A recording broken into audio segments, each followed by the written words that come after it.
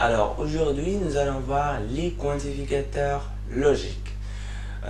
Dans la vidéo précédente, nous avons vu les fonctions propositionnelles. Alors nous avons vu comment peut-on définir des assertions à partir d'une fonction propositionnelle en substituant des valeurs à des variables qu'on a définies la fonction propositionnelle pour une seule variable ou voire plusieurs variables. Donc aujourd'hui, nous allons voir comment définir des assertions pour certains éléments, c'est-à-dire pour une quantité d'éléments appartenant à l'ensemble auquel on a défini la fonction propositionnelle. Alors, il existe deux types de quantificateurs, à savoir le quantificateur pour certains éléments, c'est-à-dire voir un élément ou plusieurs éléments, que l'on va appeler le quantificateur existentiel, et le quantificateur pour tout élément appartenant à l'ensemble auquel on a défini la fonction proposition, ou bien un ensemble qui est inclus dans la fonction dans l'ensemble du départ. Alors ici, pour le premier type de quantificateur, si le quantificateur existentiel, on le symbolise par E inversé. Ça voudrait dire que nous avons ici existentiel et on le lit de cette manière. Il existe certains éléments, voire un élément appartenant à l'ensemble E, tel que P de X soit vrai, soit fausse. Donc une assertion, c'est une phrase mathématique, donc soit vrai, soit fausse. On peut définir pas mal des assertions en utilisant les quantificateurs logiques. Aussi, pour le quantificateur existentiel, on a le quantificateur existentiel mais d'inicité, et on le lit de cette manière. Le symbole ici, on le symbolise on la note par ce symbole. Alors ici, on le lit de cette manière. Il existe un seul et unique élément, appartenant à l'ensemble E, tel que P de X, la proposition, ou bien l'assertion, la fonction et l'expression mathématique est vraie ou fausse.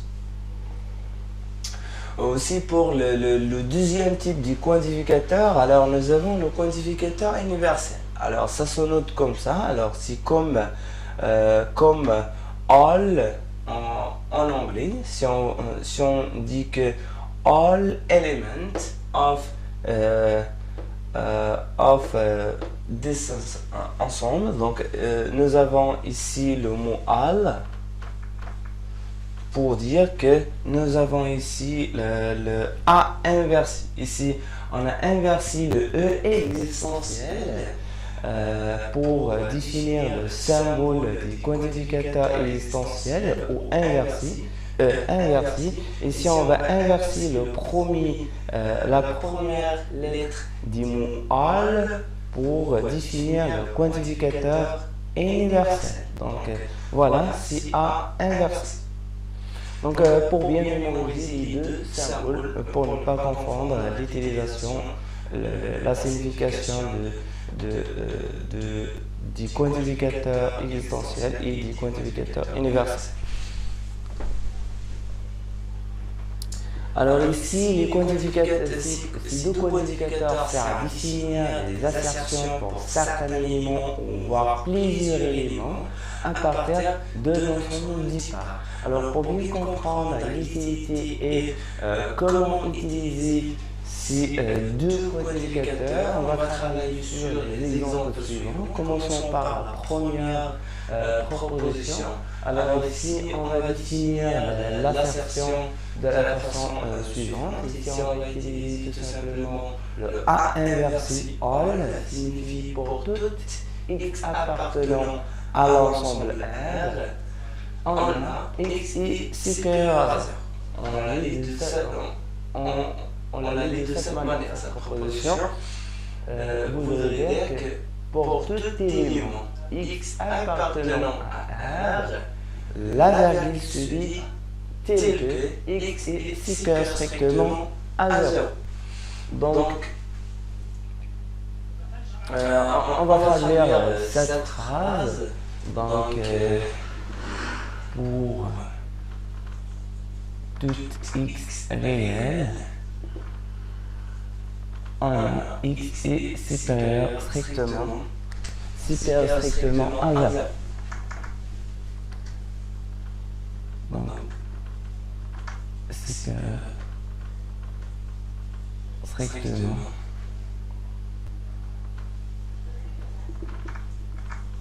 à 0.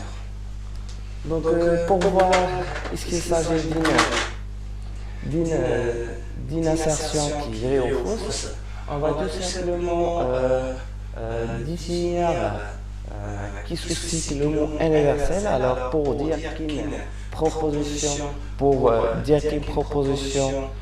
qui utilise le symbole d'universalité est vraie ou fausse, il faut voir tout élément par élément appartenant à l'ensemble. Ici, si cette proposition est vraie, elle est vraie pour tout élément. Par contre, ici, le symbole est essentiel pour que cette proposition soit vraie. Il suffit de montrer qu'il existe au moins un élément appartenant à qui vérifie cette proposition. Alors ici, si j'arrive à démontrer qu'il existe un élément appartenant à R qui ne vérifie pas cette inégalité, je lui conclure tout simplement que c'est une inégalité qui est fausse. Pour qu'il soit vrai, il faut démontrer qu'il est vrai pour tous les éléments appartenant à l'ensemble des réels. Alors ici, il est évident que c'est une inégalité qui est fausse pour tout élément appartenant à A. Si je choisis par exemple x égale moins 1, on va obtenir moins 1 est supérieur à 0. Donc, il est fausse. S'il est fausse pour un seul élément appartenant à R, il est fausse pour tout. Donc, j'attribue à cette assertion la lettre F, ou bien le nombre 0. Passons à la deuxième proposition. Alors ici, je lis cette assertion de la manière suivante. Alors, il existe un élément appartenant à R tel que x plus 2 est inférieur strictement à 0. Je lui fais il existe au moins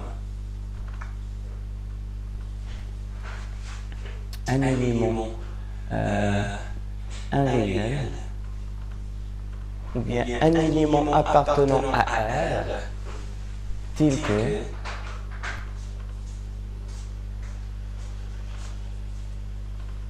x plus 2 est strictement inférieur à 1. Strictement inférieur à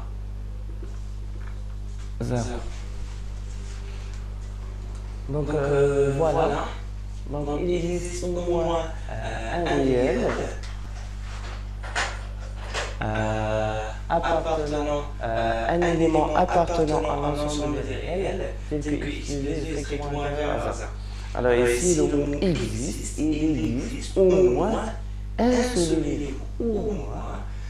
Donc si j'arrive à trouver un élément appartenant à R qui vérifie cette inégalité, je conclus qu'il est vrai, que c'est une assertion qui est vraie.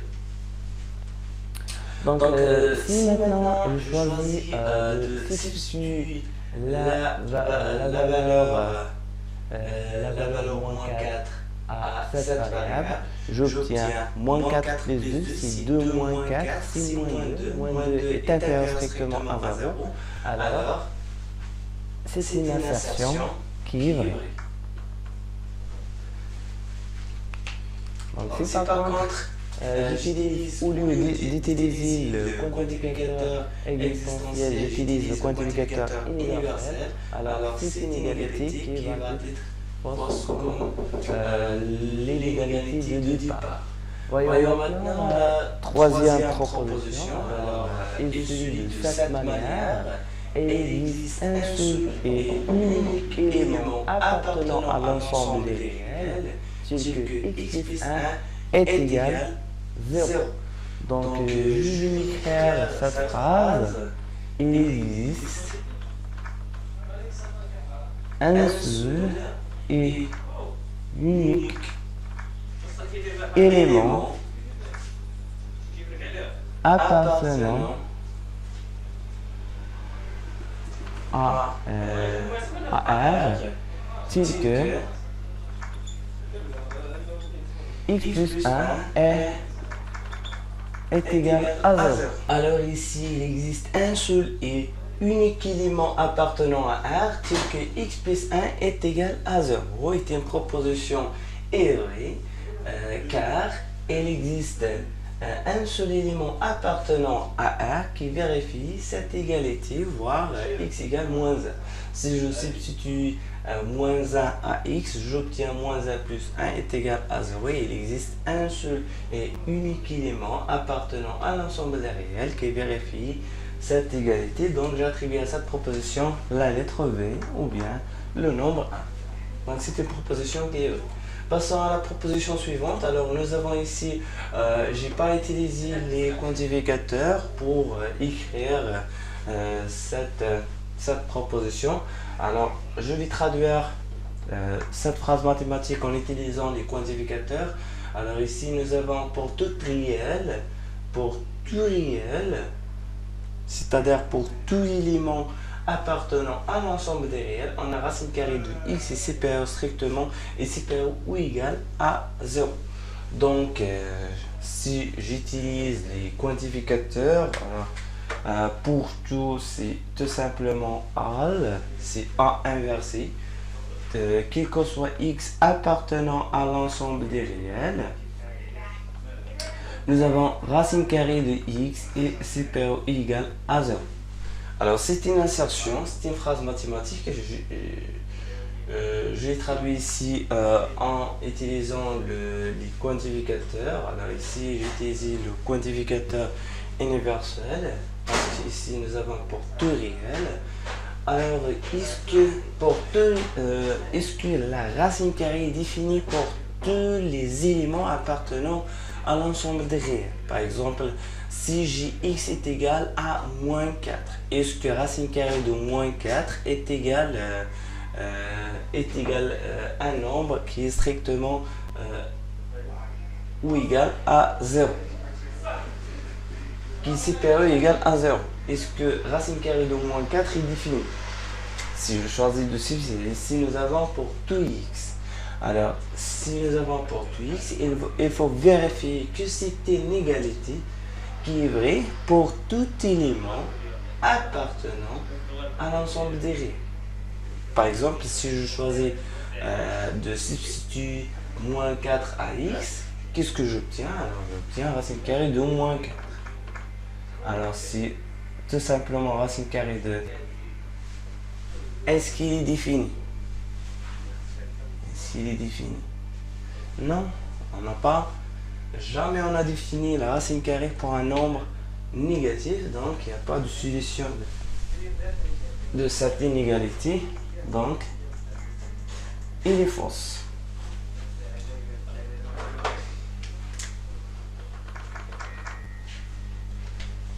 Passons à la proposition suivante. Alors ici nous avons, il existe des éléments appartenant à R et il existe des éléments, quelques éléments. Pas tout, nous n'avons pas mentionné ici tout élément appartenant à R. Alors ici, il existe quelques éléments, voire un seul élément appartenant à R, tel que la racine carrée de x carré est égale à x. Donc pour vérifier que c'est une proposition vraie, il suffit de vérifier que c'est une égalité qui est vraie pour certains éléments, voire un seul élément. Alors ici, je vais traduire cette phrase mathématique en utilisant le quantificateur existentiel. Alors il existe, c'est tout simplement E inversé. Il existe x appartenant à R, virgule, tel que se traduit par virgule, racine carrée de x carré est égal à x. Alors c'est une proposition qui est vraie. Vous connaissez déjà que racine carrée de, par exemple, de 4 est égal à 2. Donc c'est tout simplement racine carrée de 2 au carré c'est 2. Donc voilà, c'est une proposition qui est vraie parce qu'il est vrai pour certains éléments, voire racine carrée de 4 c'est racine carrée de 2 au carré c'est 2. Donc voyons la dernière proposition. Alors ici nous avons quel que soit x appartenant à R, on a x carré plus x plus 1 est égal à 0. Nous avons une équation et nous avons quel que soit. Alors quel que soit se traduit par pour tout élément, pour n'importe quel élément appartenant à l'ensemble des règles. Alors on va traduire cette phrase en utilisant le quantificateur universel. Alors le mot all, on va inverser le A pour écrire A inversé appartenant à R, tel que voir on a, ici on a se traduit par virgule, x carré plus x plus 1 est égal à 0. Alors ici, si cette égalité est vraie, elle doit être vraie pour tout élément appartenant à R. Donc si j'arrive à trouver un seul élément qui ne vérifie pas cette égalité, je déduis immédiatement que c'est une équation qui, ou bien c'est une proposition qui est fausse. Donc, est-ce que 0 appartient à R? Donc 0, c'est un élément appartenant à l'ensemble des réels. Donc, si je substitue 0 à x, qu'est-ce que j'obtiens? 0 plus 1 est égal à 0. Donc 1 est égal à 0. Donc c'est une contradictoire. Donc c'est une proposition qui est fausse.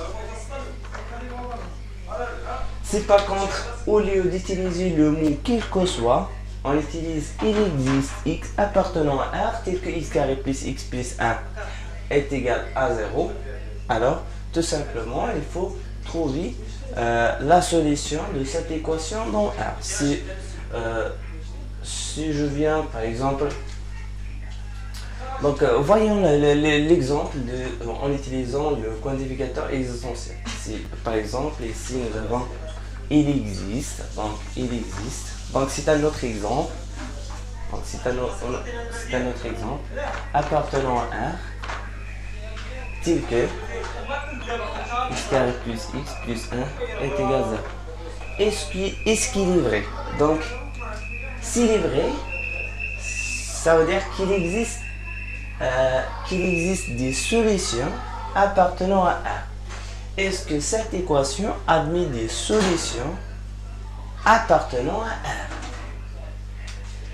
Donc, si je viens de résoudre cette équation, si j'utilise par exemple delta, donc delta, si b au carré c'est 1, moins 4 fois AC, moins 4 est égal à moins 3. Donc, c'est inférieur à 0.